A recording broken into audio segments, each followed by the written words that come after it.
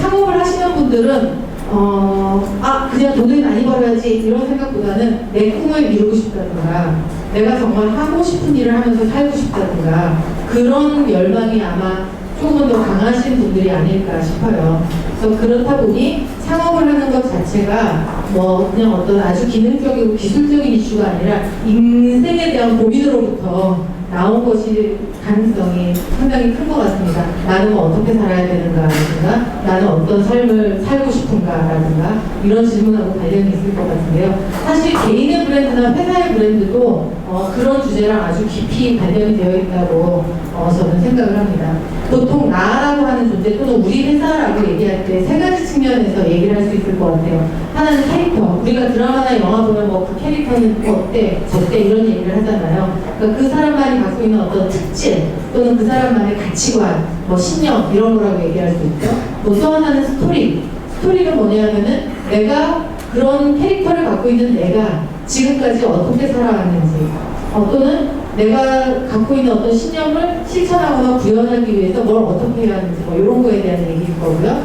마지막으로 리졸트라고 했는데 뭐 성과라는 결과 내지는 뭐 성과라는 표현으로 바꿔서 얘기할 수 있을 것 같아요. 그 결과 나는 이런 것들을 성취했다 또는 실패를 했지만 이런 것들을 배웠다 뭐 이런 게 있을 수 있을 것 같아요. 그래서 보통 자기의 브랜드에 대해서 개인이거나 아니면 자기가 만든 회사의 브랜드에 대해서 고민을 하고 싶으시다면 일단 이 캐릭터나 스토리나 리졸트, 그래서 제가 CSR이라고 붙여놨는데 이 세 가지에 대해서 나름대로 답을 하실 수 있는지 없는지를 한번 자문을 해보는 시간 같은 걸 가지시면 좋을 것 같고요.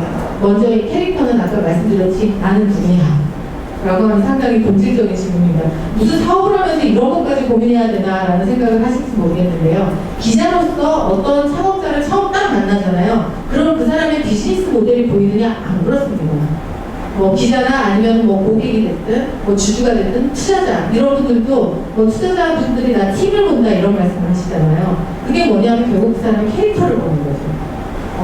저 사람은 어떤 사람인지, 어떤 신념을 갖고 있는 사람인지, 어떤 특질을 갖고 있고 세상을 어떻게 살려고 하는 사람인지 이런 것에 먼저 관심이 가고요. 그 부분이 뭔가 매력이 있고 확 당기는 게 없으면 비즈니스 모델을 되게 근사하게 얘기해도 별로 속된 말로 안 땡깁니다. 그래서 이런 부분들에 대해서 좀 자기 질문을 할 필요가 있는데 첫 번째는 나는 특히 이제 창업을 하시는 분들이니까 내가 창업을 통해서 추구하려고 하는 의미가 도대체 뭐지? 내가 열정을 바치려는 게 도대체 뭐지? 그렇게 해서 나는 뭐 어떤 조직이나 세상이나 시장을 어떻게 바꾸고 싶지? 이런 것들에 대해서 상당히 구체적으로 본인이 답을 할 수 있는지 없는지를 먼저 한번 고민을 해보시면 좋을 것 같고요. 스토리 얘기는 뭐 너무너무 뭐 귀에 못이 박히게 많이 들으셨을 거예요. 근데 스토리라는 걸 가지고 보통 말씀을 드리면 대개는 이제 내 살아온 얘기 전체를 얘기하는 건가? 그런 거를 얘기하는 뭐 연세 드신 분들이 이런 얘기 하시잖아요. 내가 지금까지 살아온 걸 뭐 책으로 쓰면은 뭐 10권도 넘는다든가. 그게 스토리가 아니고요.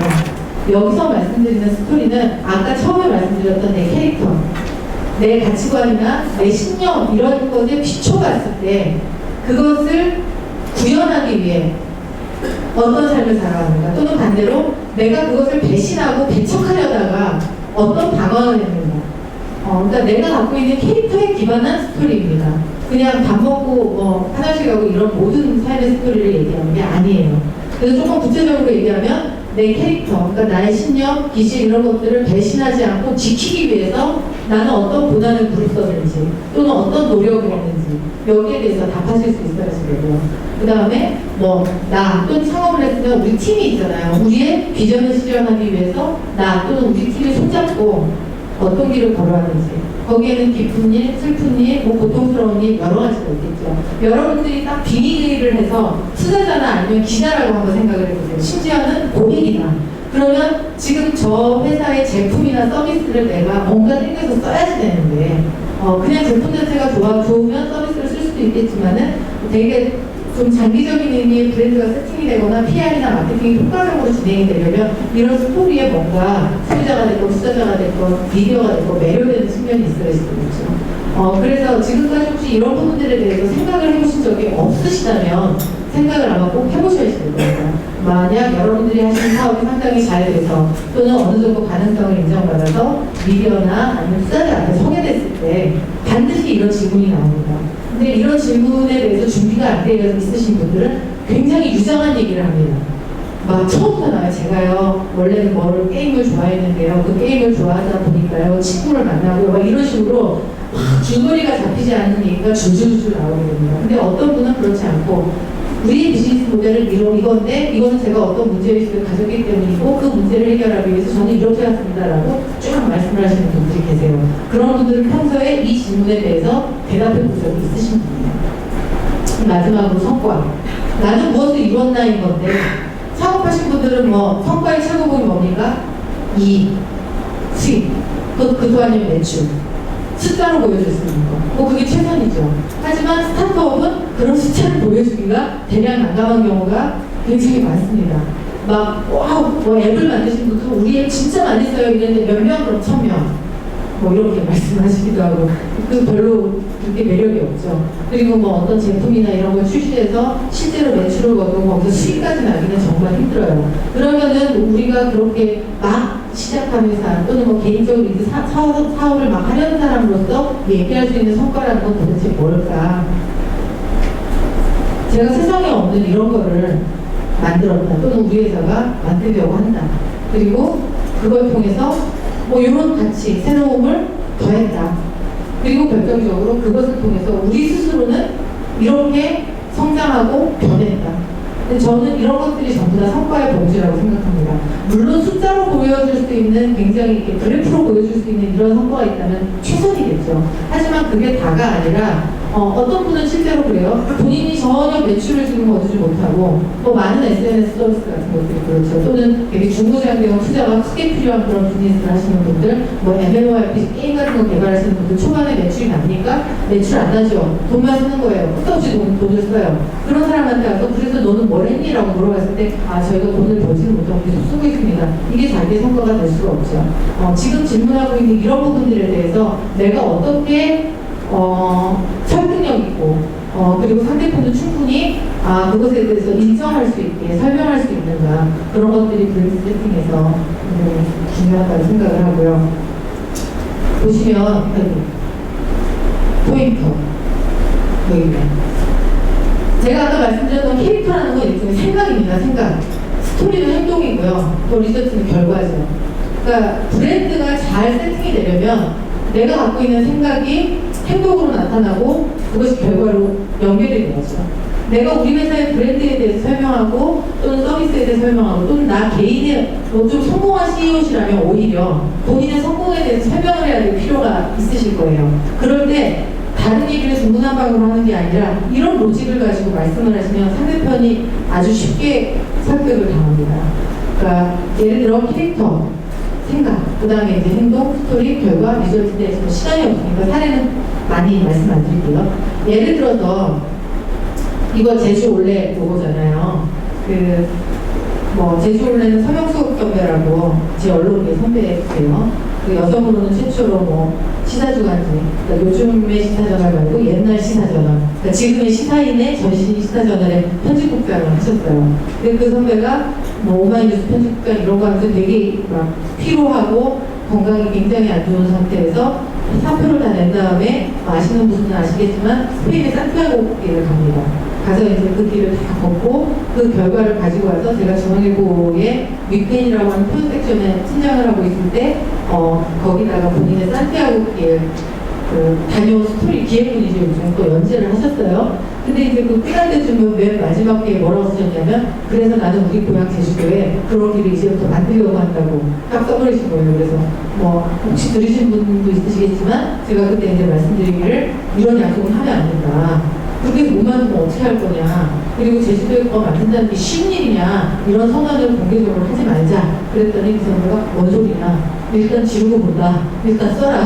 그러면 내가 안 할 수가 없을 거다. 그래서 정말 그대로 지면에 나가게 한 다음에 정말 1년 만에 길을 개척을 실제로 하셔서 첫 번째 구간을 오픈을 하셨어요. 구간이라고 운동화가 몇 켤레로 떨어져 나고 해만큼 고생을 하시면서 제가 그 말씀을 왜 드리냐면 그 양반이 올레라는 걸 만들어서 제주도의 경제사회 문화를 전부 다 바꾸게 된 그 최고초의 동력은 이걸 가지고 내가 돈을 벌어야지라든가 뭐 명성을 얻어야지라는 게 아니라 굉장히 내면에서 우러나는 어떤 자기의 필요와 그 다음에 어떤 책임감 내지는 뭐 신념 이런 것들이 바탕이 되어 있다는 거죠. 그래서 뭐 올레를 가지고 얘기를 하거나 뭐 여기 보시는 뭐 탐슨이 애플이 이런 것들을 얘기할 때 사람들이 그 회사의 마지막으로 나온 최종적인 서비스나 모양을 보는 게 아니라 자연스럽게 그 뒤에 있는 어떤 그 창업자의 신념, 색깔, 가치관 이런 걸 보게 됩니다.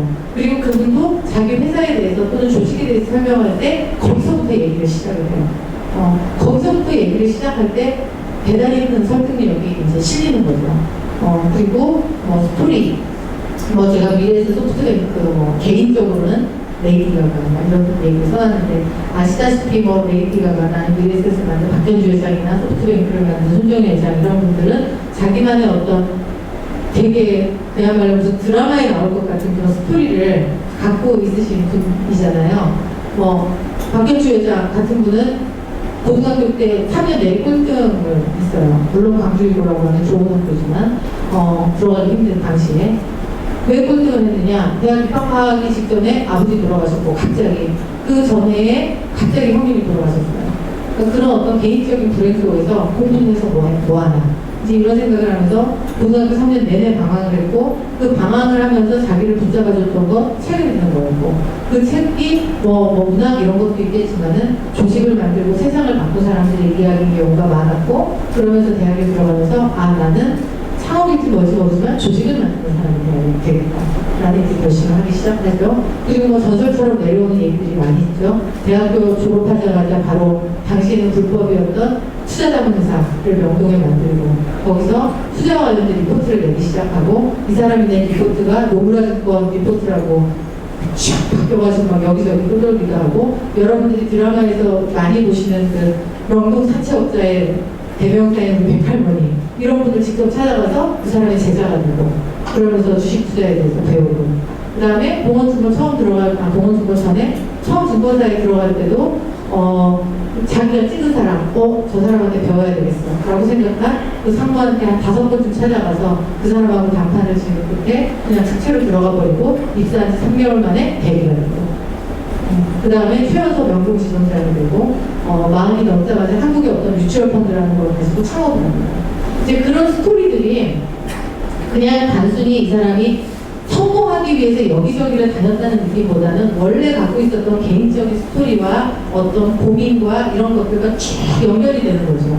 그래서 그런 것들을 들면 사람이 자연스럽게 마음이 움직이게 되고 물론 저는 미래에셋 주식을 박 회장이 사라 그래서 샀다가 지금 3분의 1%가 나는 바람에 굉장히 피눈물을 흘리고 있고요. 심지어는 박 회장님 저보고 중국 펀드 꼭 들어가라 그래서 중국 펀드 들어갔다 마이너스 65%를 들었거든요. 그래서 저는 뭐 개인적으로 원하는 게 굉장히 많지만 어쨌거나 그런 스토리 끝에 만들어진 회사가 있고 그렇게 해서 그 회사가 워킹이 되는 걸 보면서 많은 비판과 뭐 어려움과 이런 것들 속에서도 최소한의 실화 같은 게 유지되는 측면이 있죠.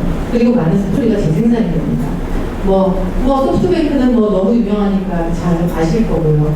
개인적으로는 레이디 가가 같은 이런 가수도 보면은 고등학교 때 되게 좋은 학교에 장학생으로 조기 입학했던 피아노 치고 이런 여학생이 갑자기 가출해서 할렘의 뒷골목에 가서 토플리스 쇼하는 그런 곳에 자기 말로 찾아 들어가고 굉장히 고생을 하면서 자기의 팀을 모으고 이런 과정들이 쭉 있습니다.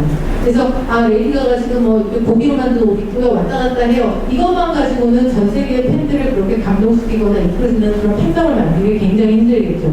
그 사람은 자기 스토리가 있는 거예요. 아무도 알아주지 않던 시절에 아무도 하지 않는 짓을 했던 어떤 경험 그리고 스토리 그리고 거기로부터 우러나오는 어떤 지혜 이런 것들이 이 사람에게 굉장히 큰 아우라를 씌워주게 되는 거죠. 그래서 여러분들이 실제로 창업을 하고 또는 어쩌다가 보니 창업 안 하고 어디 취직을 하시게 되셨다라고 할지라도 자기소개서의 기본 같은 것은 사실 별이 아닙니다.